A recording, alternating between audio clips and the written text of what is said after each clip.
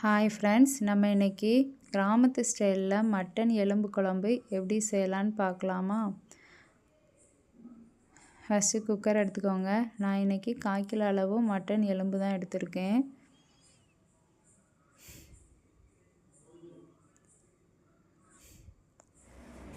கொஞ்சமாக இஞ்சி பூண்டு விழுது சேர்த்துக்கலாம். 1 டம்ளர் அளவு தண்ணி ஊற்றிக்கலாம்.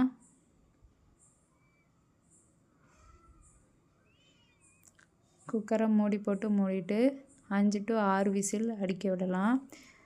அப்படின்னா தான் மட்டன் எலும்பு நல்லா வேகும்.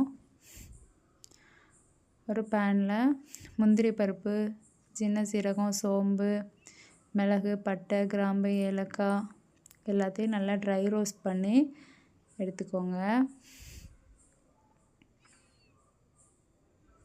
அதை அப்படியே மிக்ஸி ஜாரில் போட்டு நல்ல ஃபைன் பேஸ்ட்டாக அரைச்சி எடுத்துக்கலாம்.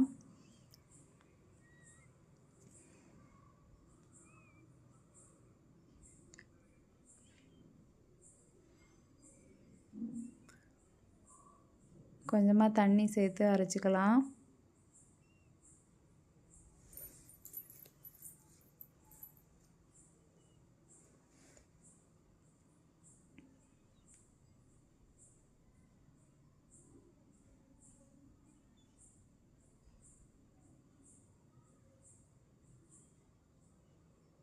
மசாலா நல்லா அரைஞ்சிட்டு ஒரு கடாயில் 2 டேபிள் ஸ்பூன் ஆயில் சேர்த்துக்கோங்க.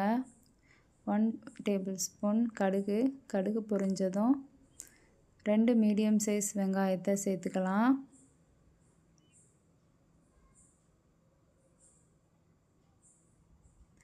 வெங்காயத்தை நல்லா வதக்கி விட்டுக்கலாம்.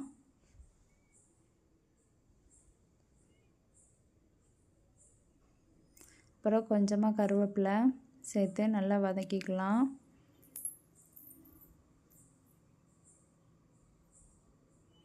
ஒரு மீடியம் சைஸ் தக்காளி சேர்த்து நல்லா வதக்கிக்கோங்க. வெங்காயமும் தக்காளியும் ஒரு 5 to 6 மினிட்ஸ் நல்லா வதக்கிக்கணும்.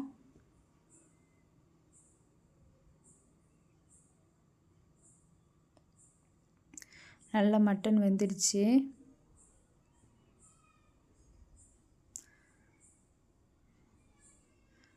அப்புறம் இஞ்சி பூண்டு விழுது சேர்த்துக்கலாம்.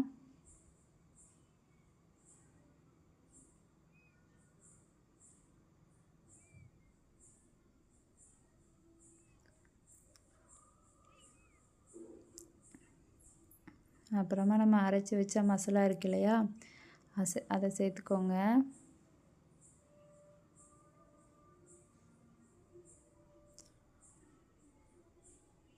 அப்புறம் 2 டேபிள் ஸ்பூன் மிளகாய்த்தூள் சேர்த்துக்கலாம். 2 டேபிள் ஸ்பூன் அளவு தனியாத்தூள் சேர்த்துக்கோங்க. 1/2 டேபிள் ஸ்பூன் மஞ்சள் தூள் சேர்த்துக்கலாம். சேர்த்து விட்டு மசாலாவை நல்லா கிளறி விட்டுக்கலாம்.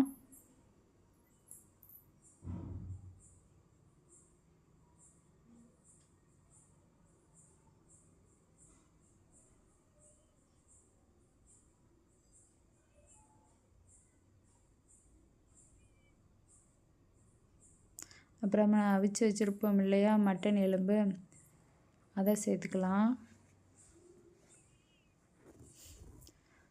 கொஞ்சமாக தண்ணி சேர்த்துக்கலாம். தேவையான அளவு உப்பு. இந்த குழம்பு ரொம்ப திக்காகவும் இருக்கக்கூடாது, ரொம்ப தண்ணியாகவும் இருக்கக்கூடாது, மீடியமாக இருக்கணும். நல்லா கொதிக்க விட்டுக்கோங்க.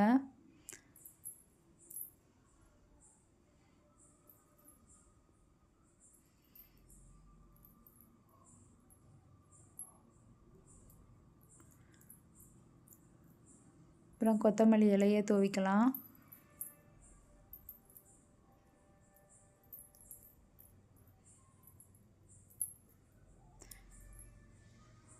சுவையான மட்டன் எலும்பு குழம்பு ரெடி ஆகிட்டு. இது சாதத்துக்கு, இட்லிக்கு எல்லாத்துக்குமே நல்லா டேஸ்டியாக இருக்கும். நீங்களும் ட்ரை பண்ணி பாருங்கள்.